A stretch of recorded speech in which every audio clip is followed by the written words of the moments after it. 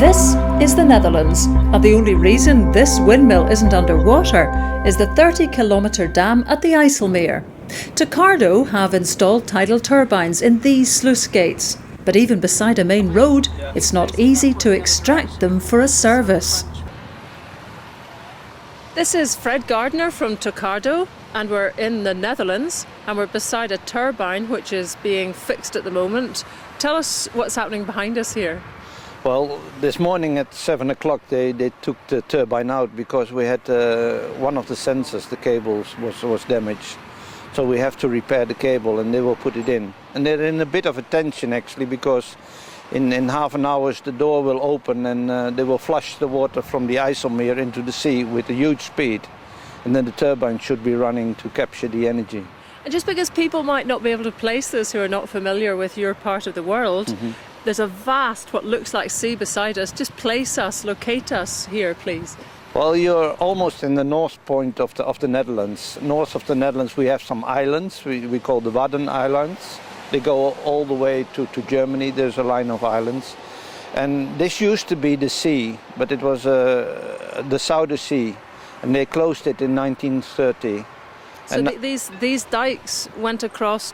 Yeah, it's one of the large kilometers. And at those days, you must understand, many things were still done by hand. So this was a huge job to build at that time. But it protected all the land behind here, because it would not, when there was a real storm surge, it would not flood the country behind it. And the story that most of us always know about the Netherlands, which is the little boy with his finger in the dike, was that anywhere near here? It must be. I think they replaced it by these very big doors, you know. Okay. It's more comfortable than just this finger in the dike. Yeah. So the difficulty to get the turbine out is that you must do it in connection with these tides and with the locks. Yeah, well, on one hand it's a difficulty, but we made this test center because actually we have time that it's not flowing. If we close the doors, there's no real flushing water going out, and that's what you will not have when you're at sea. You will have when you're at sea, the tide comes in from one side and then turns to the other side, and you have maybe 20 minutes to do something. So this is a quite comfortable position to be able to put a small barge there and to do some repairs.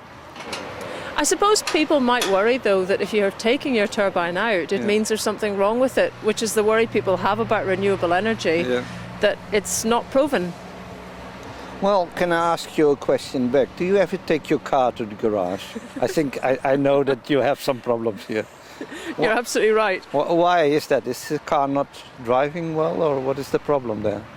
You know, it's technology, and technology wears. What you have to learn in the beginning, what will go wrong and when it will go wrong. Every wind turbine gets serviced once a year. They go up and they do a check on the machine. Well, that's what we want to do as well. Only if you have to do it with tidal turbines, it's becoming expensive. Your little van where you would do a repair on a wind turbine becomes suddenly a ship. So there you have to be extra careful with turbines, how to design it and to make as less parts in there that can wear out. And this thing is actually, the damage we have now is because they had to repair the doors, or they did a repair on the doors 3 times in the period we were out there. So we had to take it out, put it in, take it out, put it in, and at the last operation one of the cables was squeezed. And they thought it would work, and it worked in the beginning, but later on we found out we had a problem with that cable. So it was actually not even the turbine that gave us the problem, but it was more that we had to take it out and bring it in, that we have the problem now.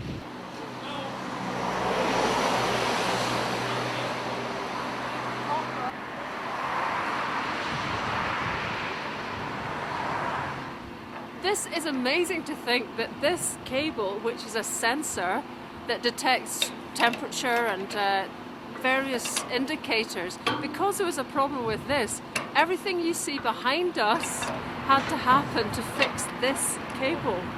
And this tells you something about how difficult it is to make marine energy work, because this is possible because we're here beside a bridge.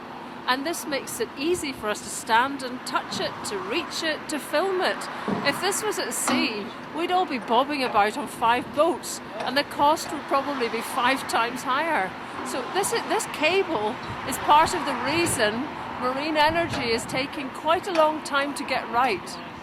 This is also the reason that there really needs to be some kind of tidal test centre, maybe here in the Netherlands, but it's essential to make sure that small problems like this don't become massive ones before all the investment's been made to have full-scale models out at sea.